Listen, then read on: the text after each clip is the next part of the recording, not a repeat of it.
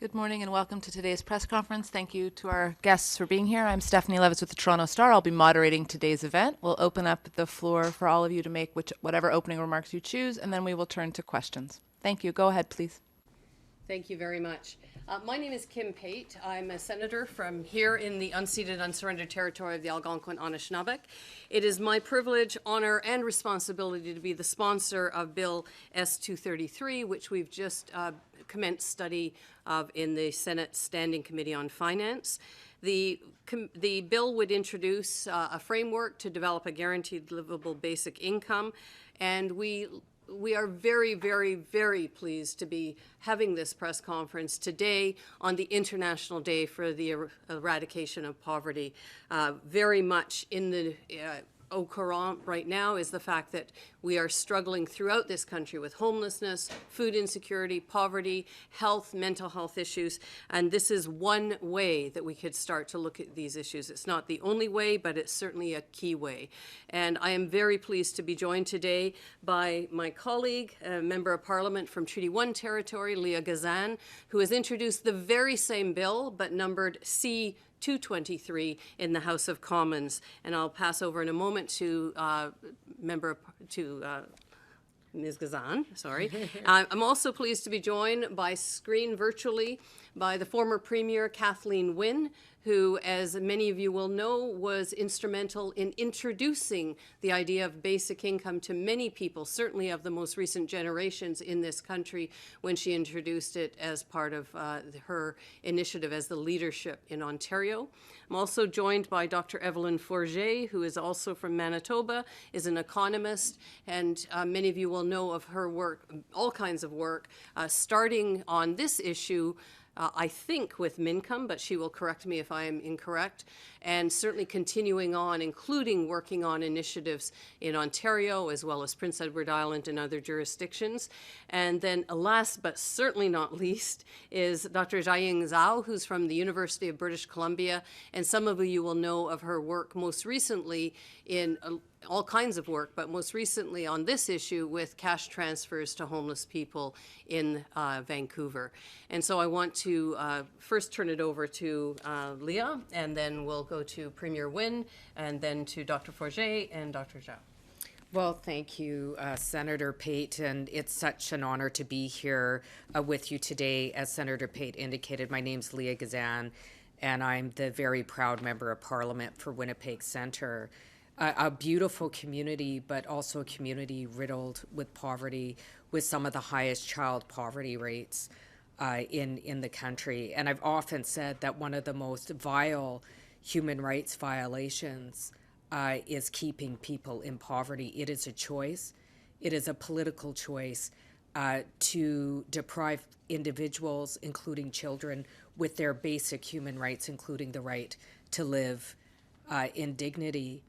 And it's also beholden of the governments, all levels of government, to uphold these rights. I'm very proud to be here with Senator Pate today to speak in support of Bill S-233, the same bill as my bill on the House side, Bill C-223, to push for a guaranteed livable basic income. This is something that was called for in the National Inquiry into Murdered and Missing Indigenous Women and Girls, Call for Justice 4.5, to provide a guaranteed livable basic income for Indigenous peoples and all other Canadians in the country. And although our bill expands further to that, to include anyone over the age of 18 currently residing in Canada, it's beyond time that we change income programs in this country so that they're livable and expand them out for those who are falling through the cracks, including many individuals with complex mental health and trauma who often find themselves unhoused on the streets. I think it's an urgent time, especially with growing rates of inflation and growing inequality in this country, that we find a way to equal the playing field. And we know there's a direct correlation to poverty and health incomes, poverty and mental health, poverty and becoming unsheltered or unhoused in the country. That's certainly an issue in my riding of Winnipeg Centre and a growing issue across the country. So I'm urging the government and certainly the Senate to support this bill.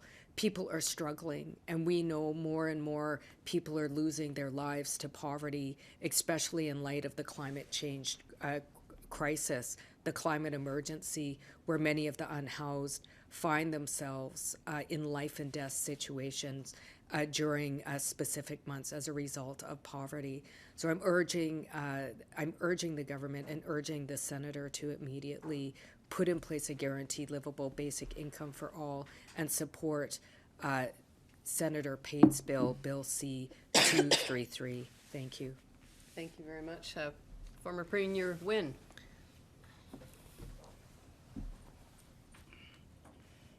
Thank you, Senator Pate, and I'm very happy to be here. I was very happy to be able to speak to the Senate Finance Committee on this legislation. I think that it is, as the MP Gazan has said, it's high time that we move towards a system that we have enough evidence, I believe, to know that it can work. It can lift millions of people out of poverty, and we are reaching a crisis situation in many of the areas that we have all talked about, whether it's homelessness, whether it's displacement from work because of climate or because of technology.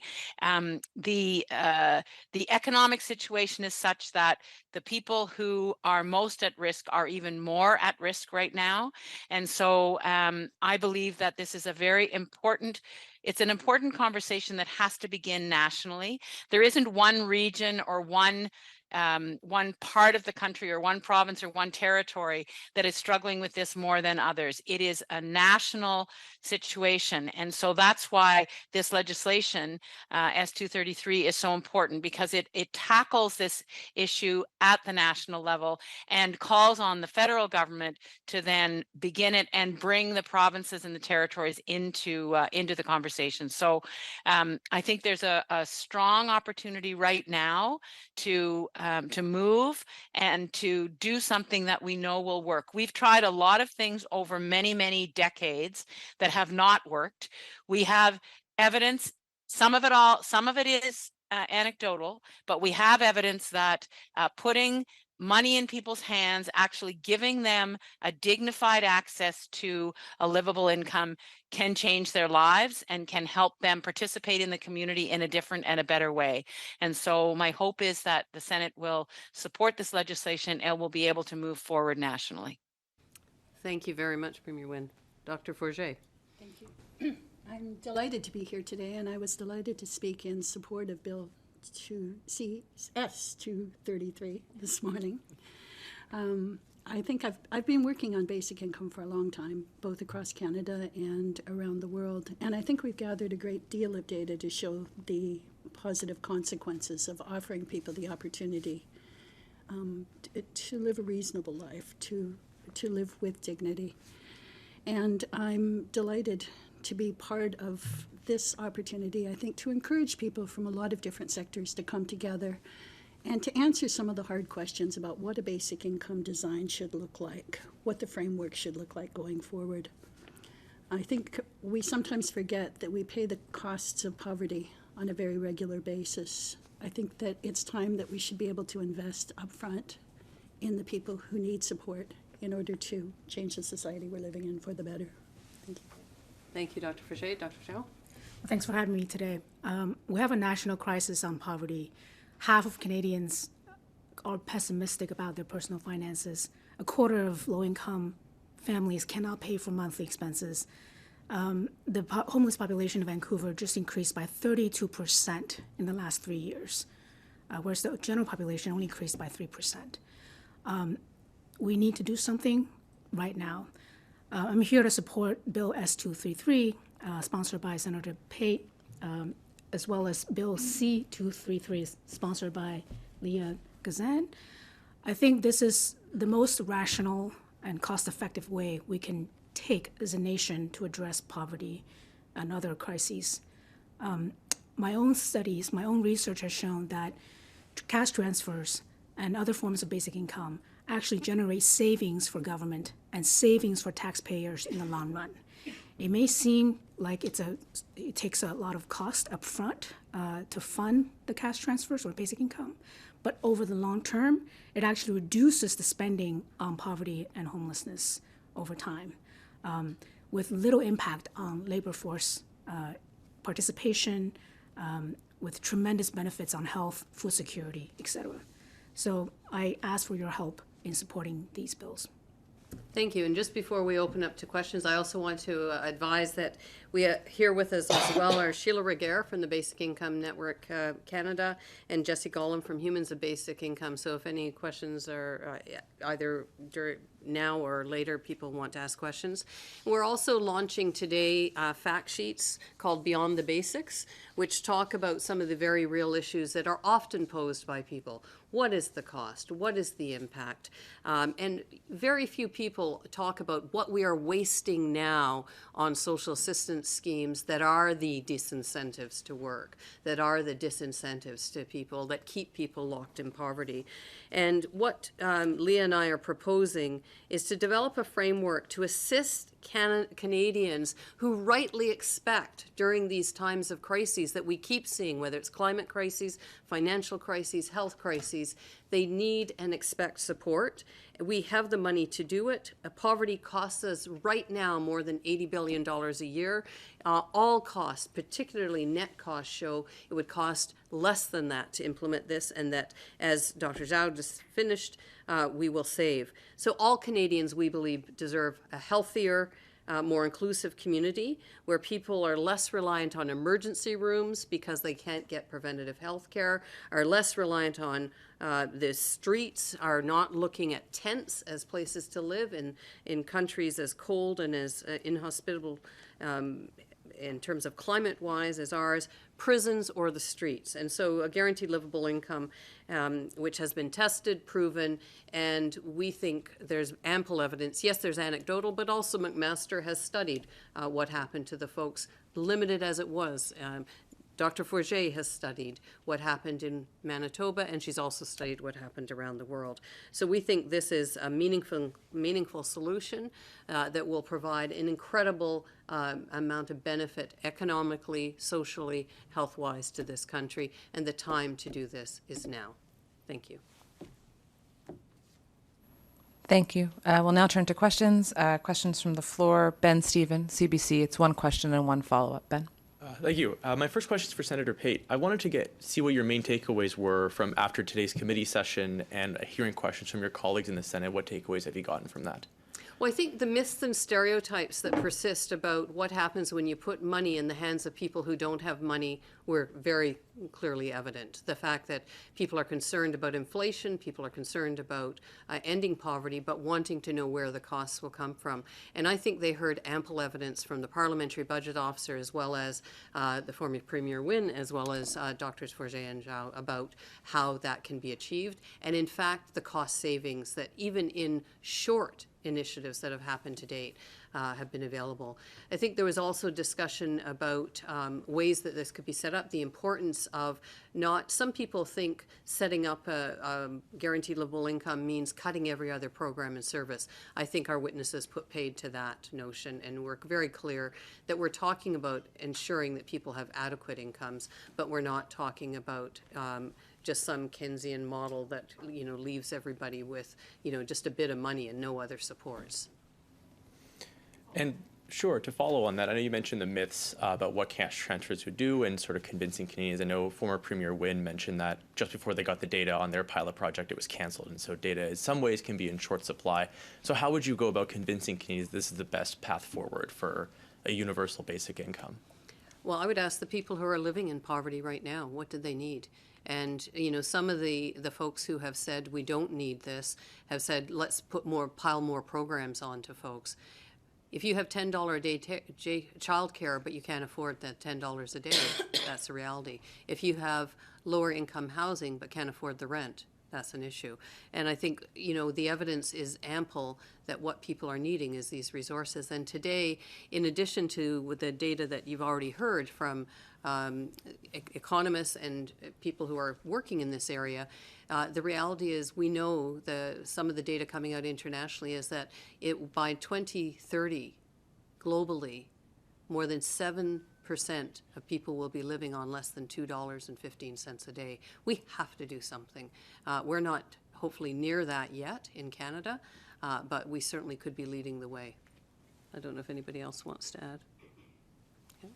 Thank you. Thank you for the question. I'll use my prerogative to ask a question.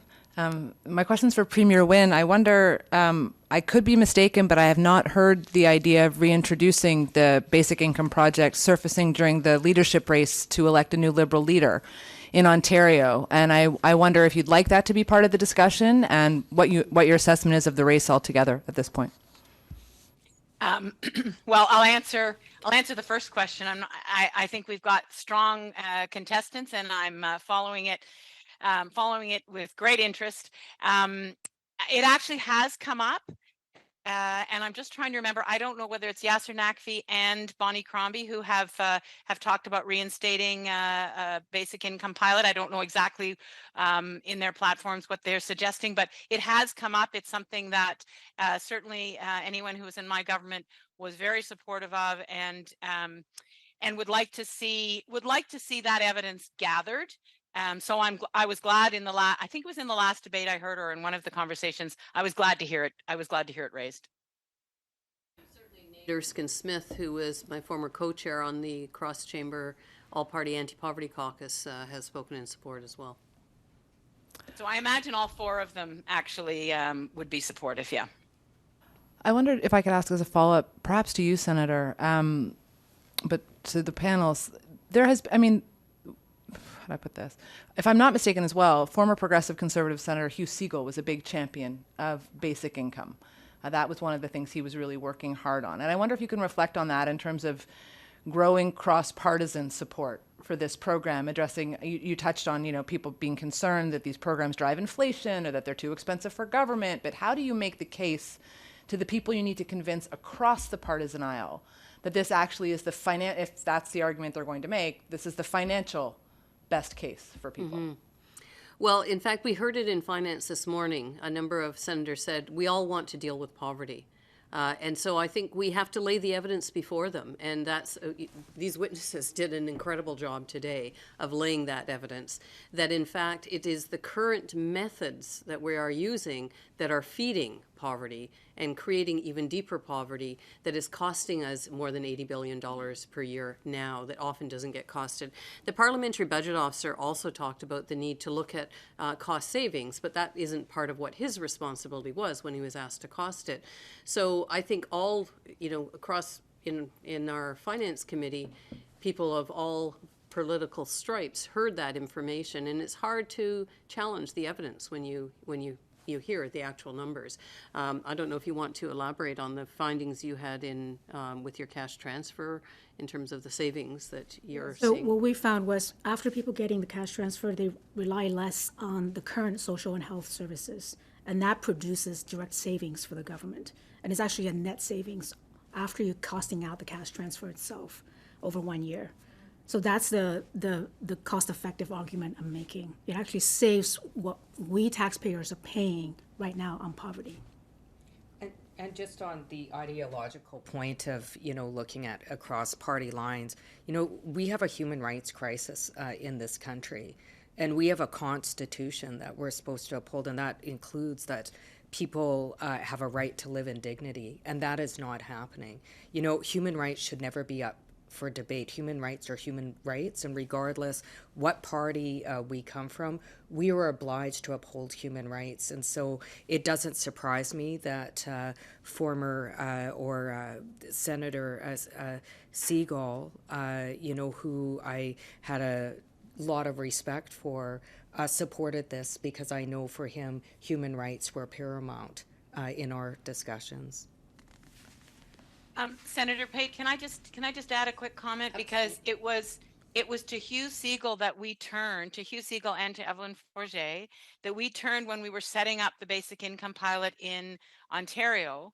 And it was precisely because he brought that cross-party voice, that that he was an important leader for us in Ontario, being a Liberal government and having Hugh Segal. And he made the argument that this is a nonpartisan issue. He made the argument that we can all, no matter what our party stripe, buy into a system that is more efficient, that works better for people, and actually reduces poverty. Because it only, as Professor Zhao has said, it only costs us more to increase poverty, which is what a lot of our programs do at this point. Okay, I think that's all the questions we have. Unless, Ben, do you have another question? You can have one more, if that's Okay, okay, great. if you guys have a minute? Sure. Yeah, okay, yeah. I guess my other question would again be for Senator Payne and MP Gazan. I wanted to understand that this current bill is looking to establish a framework, or looking to establish a framework. But so far, do you have a preference for what kind of framework you're looking for when it comes to setting up this program? Do you want to? Yeah. So I do, and in fact, we have a whole document, and I'm happy to share it with you. But we looked at the model that was done in the Mincom project. We looked at Ontario, and we consulted with all of the folks here, but also many others, including former Senator Segal, former Senator Eggleton, and talked about the fact that we wanted to develop something that would actually meet the needs of folks and also be adaptable. So it wasn't, we actually looked at not a demogrant type of model, so not what's often referred to as a universal basic income. So we talked about universally accessible to anyone who needed it, but income tested, so that it wouldn't be, as Art Eggleton used to say to us, we don't want it going out to all the rich people who I, as a former tax guy, would help them hide their money. We want it going to the people who need it. And so during the pandemic, the Canadian government decided that everybody needed at least $2,000 a month. There is no social assistance scheme in this country that provides that kind of resource. And we're not necessarily saying that amount, but we are saying we already have mechanisms. We have the tax rolls. The government has already said that they want to increase uptake. There's probably about 10% of people who aren't on the tax rolls, ways to increase that, mostly so people can benefit. And we also know that every time I speak to a group of teachers, or not teachers, social workers going through school, they talk about the work they want to do. None of them think that they're going out to become the policers of people's income, which is one of the single largest employers of social workers, is social assistance schemes. And this would also free up people to actually provide the resources. So, and we know from places where it's been done internationally, Dr. Forget has talked about it, Dr. Zhao has talked about it, Premier Wynne has talked about it, we've talked about it, that the reality is if you have healthier, happier people, and it's costing you less, why aren't we doing it? And I think Hugh, Dr. Forget have often said it's the stigma of we want to presume that poor people will somehow be less able to figure out how to spend their money than rich people. I can't be more blunt than that, but that's a stigma about poor people and about assisting people, that we will give people a handout, but we won't give them a leg up out of poverty and allow them to rebound in times of need. That's good. I don't have further comments. Okay. No follow-up. What? No follow-up. Okay, Yeah. okay. Thank you, everybody, for being Great. here today. We appreciate So, your and time. if anybody wants the fact sheets we've developed that get at all of these myths and stereotypes, we've got them all available, and we're happy to send them out. Emily at the back from our office has copies. You're welcome to gather them as well. Yeah, you can take those ones. Excellent. Thank you very much, everybody. Thank Oh, you. and sorry, Senator Hartling is here as well, who's been a great supporter. Okay, good seeing you. I have to get back to duty before I get in trouble. Yeah. Good to see you too. Here, they have